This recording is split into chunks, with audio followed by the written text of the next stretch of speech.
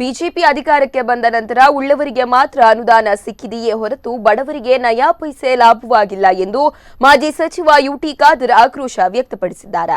ಮಂಗಳೂರಿನ ಸರ್ಕ್ಯೂಟ್ ಹೌಸ್ನಲ್ಲಿ ನಡೆದ ಸುದ್ದಿಗೋಷ್ಠಿಯಲ್ಲಿ ಮಾತನಾಡಿದ ಅವರು, ಬಡವರಿಗೆ ಕೊಡುತ್ತಿದ್ದ 7 ಕೆಜಿ ಅಕ್ಕಿಯನ್ನು 5 ಕೆಜಿಗೆ ಇಳಿಸಲಾಗಿದೆ.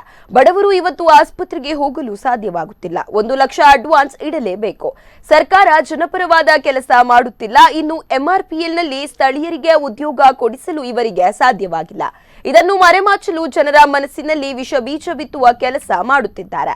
ಕರಾವಳಿಯ ಜನರು ಪ್ರಜ್ಞಾವಂತರಾಗಿದ್ದಾರೆ. ಹೀಗಾಗಿ ಇವರ ವಾಟ್ಸ್ಆಪ್ ಯೂನಿವರ್ಸಿಟಿಯಲ್ಲಿ ಬರುವ ಅಪಪ್ರಚಾರವನ್ನು ಜನರು ನಂಬಲ್ಲ ಎಂದಿದ್ದಾರೆ.